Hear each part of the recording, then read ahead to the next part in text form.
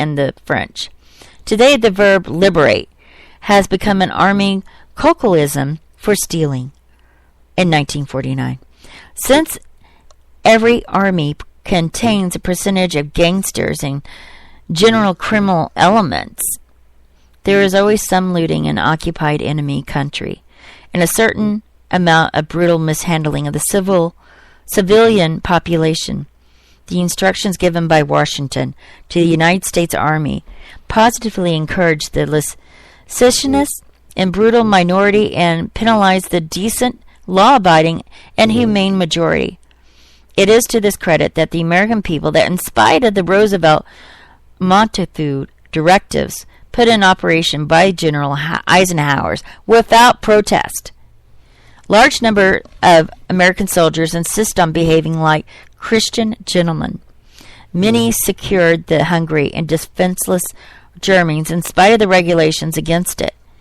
Others were impelled by the impulse, in all ages have broken the barriers between conquerors and conquerors. Americans in the occupation forces might enjoy the status of sons of heaven, but like the angels, they looked upon the daughters of earth and saw they were fair. It was impossible to prevent GIs who were far from home and sick of war to contain the demands of vengeance to the extent of rejecting association with ill-fed but neat German women or refusing candy to starving German children. Neither army regulation nor the propaganda of hatred in the American press could prevent American soldiers from liking and associating with German women, who, although they were driven by hunger to become prostitutes, preserved a certain innate decency, and by responding to kindness with affection and loyalty, often won the love of American boys who started out only to enjoy the pleasures which war afforded to the victors. Because of the natural kindness of the Americans, the call of human nature, and the qualities of German women, the inhumane and unrealistic directives given by Washington to the United States occupation forces were from the beginning more honored in breach than in observance. The futility of telling Americans to act like Nazis, communists, or robots led at an early stage to the cancellation of the non-fraternalization decrees. However, the utter absurdity of the Montague Plan and the high cost of vengeance was becoming obvious in America.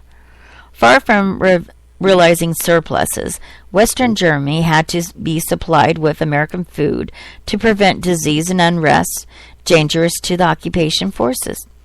Americans had not been sufficiently indoctrinated with totalitarian concepts of collective punishment to be inflicted on innocent and guilty alike to enable them to condemn millions of people to death by starvation, even if this policy had not involved risks to the occupation forces. Humanitarian sentiment was reinforced by the dangers to which American soldiers were exposed. Germs disregard racial barriers, or those dividing good and bad nations, and was also realized that the starving people might prefer a quick death by attacking their conquerors to a slow, lingering one. So the American taxpayer was called upon to provide just enough food to keep the Germans alive and submissive, and to prevent epidemics. Gradually, also, the influence of so-called liberals and the New Deal, advocates of the theory that we should love all communists and hate all Germans, declined. The original pattern of the United States occupation had been at a time when propaganda had convinced a large number of Americans that Soviet Russia is a peace-loving power in 1949, an example of a new and better democratic way of life, and had introduced the majority of Americans to believe that Stalin could be trusted to honor his commitments. Oh, kill me now. After the Soviet government had made it increasingly obvious that it was irrecoverably hostile to the Western democracies and had no more intention of observing its treaties with us than it had formerly signed with its European neighbors, the most loving friends of the Soviet Union were compelled to think again. Those who were not communists were forced to admit that the assumption on which the United States policy had been based since 1941 might conceivably be false. As the menace of Soviet aggression grew, the assumption that the Germans were the root of all evil crumbled. As it became more and more apparent that the Soviet Union menaced the whole world, and it became clear that what was left of Europe must be defended against Russia, even at the cost of forgiving the German people for their error in following the Nazi leadership and admitting them into the community of free Western nations. Understanding of the terrible present danger of which communism constitutes to freedom everywhere in the world, combined with the American taxpayers' realization of the cost of vengeance, combined to modify our German policy. The Marshall Plan was for the reconstruction of Europe, which included Germany as the recipient of the American ECA assistance, which took place of the Montague Plan for keeping Germany in chains and Europe in rags. The need for a complete repudiation of the totalitarian concepts which originally inspired our occupation policy is not, however, recognized even today in 1949. As soon as I arrived in Germany in August of 1948, I realized that the assumption at home that the Marshall Plan had completely superseded the Montague Plan is a delusion. United States policy has changed compared to the first years of the occupation. It had become more humane and intelligent, but the basic pattern remained the same. The adherents of the Montague Plan, although they were no longer directed United States occupation forces, still influenced it and could be found occupying important positions in military government.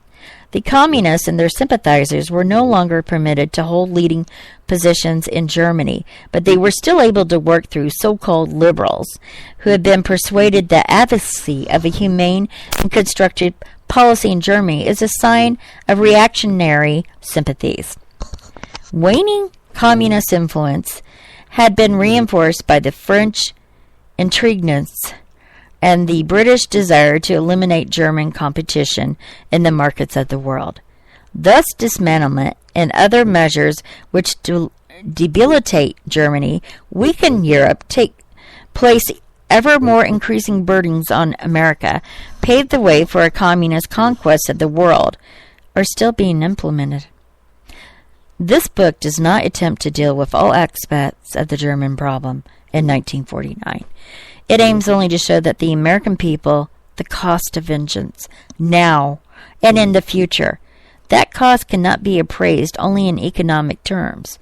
The moral, political, and military consequences of denying to the Germans not only liberty, but also the right to earn a living and the right of self-defense may lead to the destruction of the Western civilization unless America is made aware in time of the need to implement in Europe the principles which made her great. That is the end of the first chapter of The-High-Cost-of-Vengeance by Freda Utley. Any thoughts? Are you still with me? Okay. Well, it's been a little over an hour, about 60 minutes of reading the first chapter. We have 11 chapters to go through. So this will be the reading of the first chapter. I can't wait to get to some of the others. Again, there is FredaUtley.com. I highly encourage you to go to that. Find out a little bit more about Freda Utley and some of her other, her other books that she had written. Why Ronald Reagan was a fan.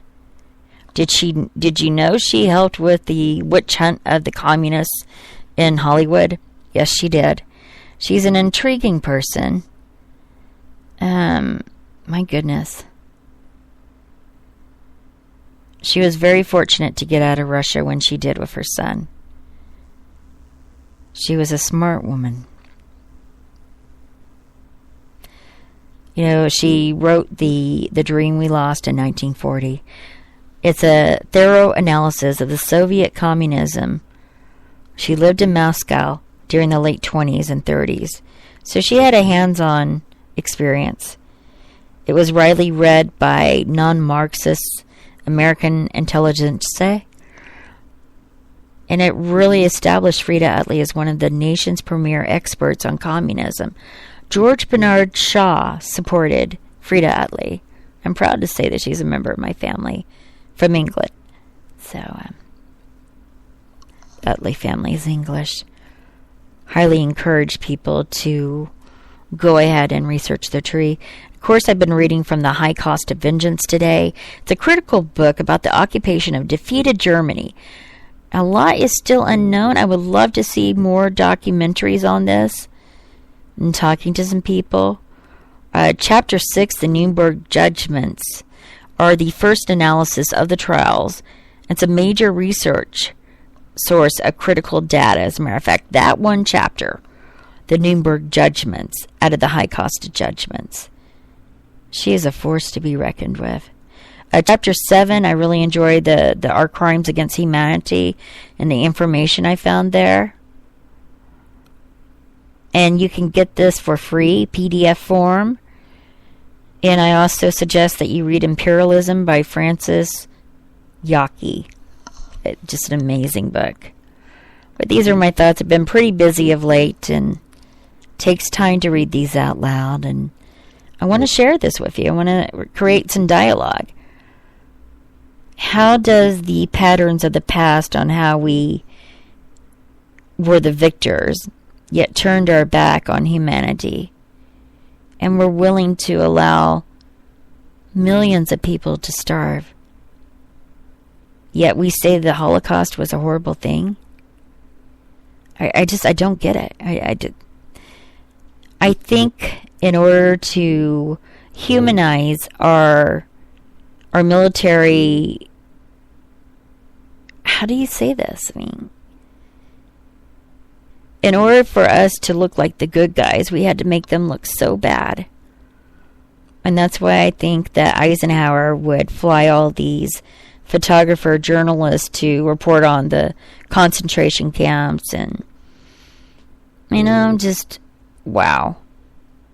Now, the gas chamber did not start the extermination of the Jewish people and undesirables in Germany. It was human thought, propaganda, misery, the mindset that we do not help one another in times of need. As such was the case in the late 20s and 30s. Are we doing it all over again? Is this happening all over again? And we just don't see it? Or you're believing the lie that the government's bringing to you through propaganda? I really want us to search our souls and really take a second look and see through the mist. We don't have to go through the high cost of vengeance. We do not have to. We need to keep our eye on different acts, on how we treat different countries. I understand wanting to bring all the boys home, and I get that. It's expensive. But is it more expensive not to pay attention? Which is the higher cost of vengeance? Or the higher cost of peace? Which one is higher? I'm going to leave you to think about that, and we'll come back here probably Monday about the same time. I thank you for listening. And to everyone, good day. I appreciate you listening.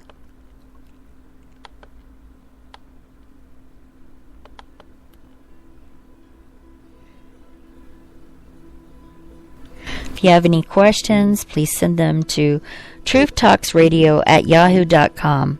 If you'd like to come on and have a discussion about this book called The High Cost of Vengeance by Freda Utley, I welcome you. There is a foundation in England based on Freda Utley. We're going to go into the background, the history, and we're going to open some eyes. I hope you can join us in this endeavor. I thank you, and have a great day.